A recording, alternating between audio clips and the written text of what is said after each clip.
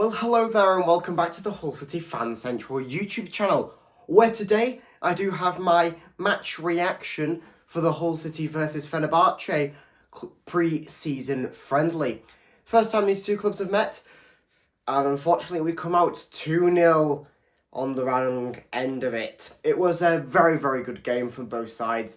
0-0 up until the 87th minute, and then we decided to let 2 goals in the space of a minute, which is fun. But friendlies aren't about winning or losing. It's just about getting these squad rotations in, seeing, oh, there's a surprise there, who can actually play competitively. We'll put them in the first team, and as such, moving on into the season, because obviously it's going to be a big season for us. I do have to say a few things, though, about our squad, but I'll come to them in a bit. First, I'll go over some of the match facts, though. So, the game did end 2-0 to Fenerbahce. Those goals coming in the 87th and 88th minute by Gula and Durnsson. I apologise if I butchered those names, respectively. And the shots coming like this, 22 to Fenerbahce, 3 to Hull City. Shots on target were 4 to Fenerbahce. We didn't have any. Possession was 69% in favour of Fenerbahce, with a total of 518 passes, compared to our 238 passes. Fouls were kind of on the same level. 8 fouls to Fenerbahce and 7 fouls to us. Of course, we did get that 1 yellow card, and then the rest of the stats don't really matter too much. Those are the sort of the main ones. Yeah, very, very Fenerbahce heavy stats. Didn't look like that from the game. Yes, they had possession. Defensively, we worked well. We worked well defensively. Not a problem there. It's been like that for the past few seasons. Attacking wise, attacking. Oh, attacking. I've been saying this. We need a goal scoring striker. We do. We can't rely on Ty Smith, Wilkes, or our 2 wingers, KLP and Said Manesh, to get these goals. We can't.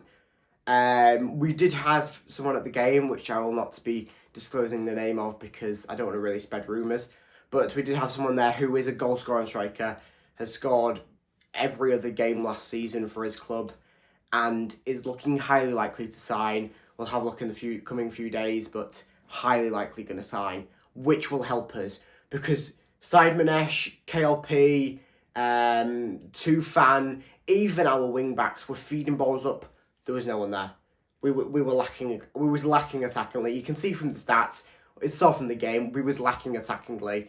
That's one thing that I think we need to improve on, and we will do. We've still got 3 key signings that are almost nearly done. One I think is actually nearly done. And yeah, we definitely need some threat attackingly. We've worked on the midfield, which we've lost on this transfer window. We lost a few key midfielders. We've replaced them now. We don't need to look at midfield. Defence is solid. We saw that today. We've got the rotation. We've got a strong defence. We've got one of the best defences in the league. It's attacking now. We don't win games by not scoring. As a wise man once said, you need to score to win. Yeah, we do need to get a constant goal scoring striker. Of course, because we've lost Tom Eaves and he said he's going to score 30 goals at Rotherham. We need to compete with that. So, we definitely do need a goal scoring striker. And that could be announced within the coming days. So stay tuned to this YouTube channel for that. But let's go on a bit more about the game and a bit more about the details in it. Of course, Fenerbahce played possession very, very well. Defensively, though, we played a back 5, a back 3 at points, changing about, and I cannot fault it. Balls were getting through, but we diffused it easily. I don't think Matt Ingram or Nathan Baxter made too many saves. I think Nathan Baxter made that good one in the second half, but they didn't get relied on that much, and I see that as a positive against a team that play European football season after season. To pretty much reduce them down to 4 shots on target, that's good. That is good. So that's something to take away from it. Defensively, chef's kiss. You get a chef's kiss defence. But let's talk about the squad. So we did take in a squad that I can see us starting the first game with. Maybe with a few changes, but I could see us starting our first game with the same squad that we started this game. It was when we came into the second half when we decided to screw things up. So I want to apologise firstly in my prediction video for saying that Malik Wilks was going to score. I kind of forgot the fact that he has this weird tendency to just fall over his own feet.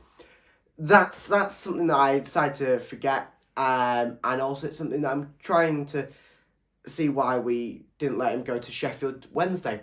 But anyway, so yes, Malik Wilks, hopefully he won't be starting. Fingers crossed. Hopefully he won't play. Fingers crossed. So yes, definitely a big no-no. Tyler Smith came on. I was pleasantly surprised again. He worked his little legs off. Yes, he's not a starting striker. He's an impactful striker off the bench, and that's what I think we'll be using for him this season. Surprised to see Randall Williams make a start. I knew he went on the tour with the players, but I wasn't sure if he was going to actually play this game, considering he's been out for injury since I think January, February time. But it's good to see him back. I don't think he made too much of an impact on the game. He did come on quite late on, I think, in the last 15 minutes or so. But it's a pleasure to see him back, as he is a top quality player. If we give him a bit of game time, he'll work some magic. Then we did get a few of our academy players on. Yes, probably not the best of move because they didn't jump in the wall that resulted in us conceding a free kick. But we don't like to talk about that. So yes, nice to get to see a few academy players get on. A few players that you might not recognise or might not know about. It is a pleasure to see them get on, especially with Brandon Fleming, who is one of our own prospects and has just signed a new 3-year deal with the club a couple of days ago. So it's nice to see him getting back on. And then also being part of that same wall that conceded the free kick. But we don't like to talk about it. So yeah, the first goal was a free kick where just answer me this.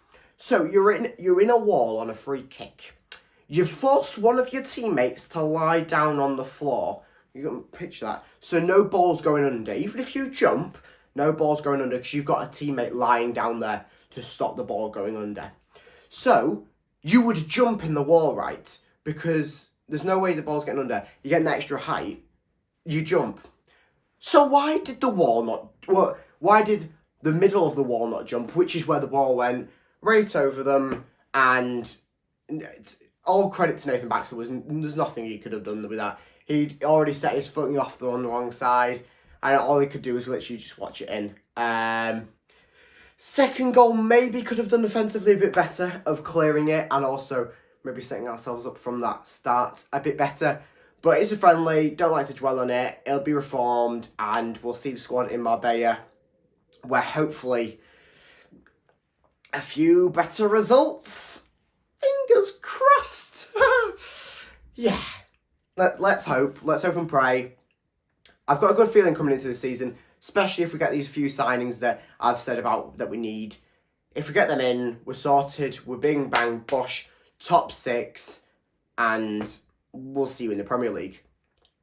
But hopefully that happens. Hopefully. So that's it for this video. Make sure that you like and subscribe so you don't miss any other Hull City content as we make our way through the pre-season, which has officially begun with a 2-0 loss. This has been the Hull City Fan Central YouTube channel. Goodbye.